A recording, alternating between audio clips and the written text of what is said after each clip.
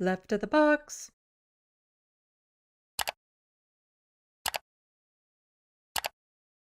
Because apparently the federal court has ruled against Justin Trudeau for using the Emergencies Act and freezing people's bank accounts. Oh, is that in relation to the trucker convoy? Yeah. And then, of course, he's going to appeal and all this sort of stuff. And what it really comes down to is if the city and the province did their job, he wouldn't have had to do it in the first place. Yeah, I had some friends in Canada covering that like on the ground, and just everything about it was insane. Yeah. It was like that people were just like having a big party on the street. So many of these conservative Hmm. grievances just it feels like an excuse for them to get together and just get drunk in public in the middle of the day. Like They had a what freaking hot tub. They had a yeah, portable hot tub. yeah, right. They, like, had their beers cooling in the snow. It was nuts. It's like, this is not some righteous and it wasn't from the beginning, but No. it's not some righteous protest. Like, you just wanna get lit in the middle of the day and not go to work. Yeah, like I have a very good friend who lives there and she doesn't even live like right in Ottawa. Like she lives just outside of it and she could hear the horns blasting at all times and it's like Yeah, no, they were terrorizing the city. Like this wasn't a peaceful right. protest by any stretch of the imagination. Like if I'm hearing even the tiniest little whine from the water heater or something when I'm trying to sleep, I will burn my place down. Like, never mind having trucker horns going all hours of the day and night, and then to Right. see them do that to their kids. Like, their kids are going to have permanent hearing damage. Yeah, yeah. Like, Just when they're 30 and they can't hear anymore, they can thank their parents. just, like, the conservative mind is an enigma to me, and, something that Nina Turner always says, Senator Nina Turner, that I love is try not to get into the mind of a crazy person lest you get stuck there. And she's right. I don't want to get into the inner machinations of the conservative psyche. I don't want to be Mhm. stuck inside that padded room, but the the the lack of thought behind eh, how inappropriate it is to bring it, even if they were, protesting something that was just. They Mhm. weren't. But let's just say they were. It would never be appropriate to bring a child into that environment. It's just this lack of care, lack of consideration.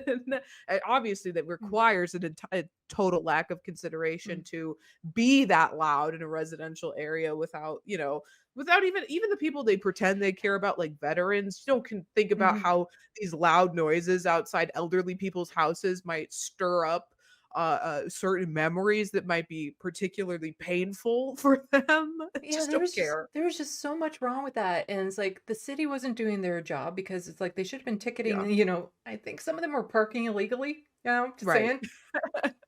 That some of them were taking up, maybe 2 spots, but they weren't cracking down at all because you see there was videos all over the internet of the cops supporting this. Yeah. And Yeah. then Doug Ford went on vacation, just went up to his Naturally. cottage during this because why not? And so it's like, do I agree that just like should Justin Trudeau have gotten that heavy-handed? Probably not, but at the same time, he needed to end it.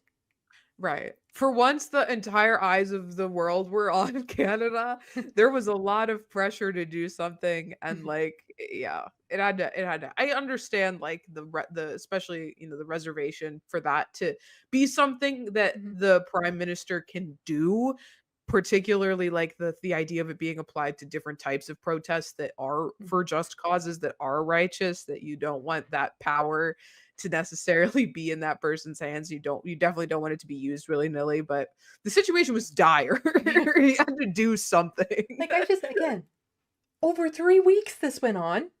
Yeah. Like, just what? Like, it just I don't think people actually grasp the scope of what this was, what it represented, how it was funded, what they were trying to accomplish. They For some people, they just see the kooky pictures of them, again in the hot tubs and partying it up and stuff like that, but they don't understand the gravity of everything that went behind this and how it's like, okay, well, the actual truckers, the people who are actually doing the job, they're fine with like 80% of them were vaccinated. Yeah. Right. They weren't the ones having a problem with this. This was like business owners and things of that sort that were, just Yeah. wanting to stir it up. And Right.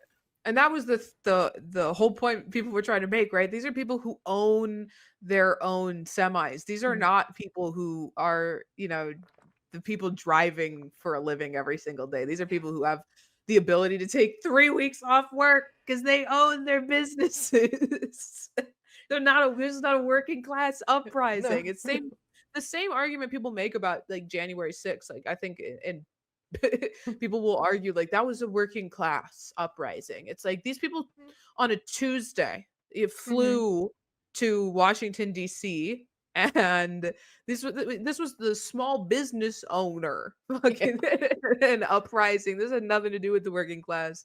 And if you look at like the professions of the people who have been charged or in prison now for it, they're doctors. These are lawyers. These small business owners. These are not Yeah. like regular working people.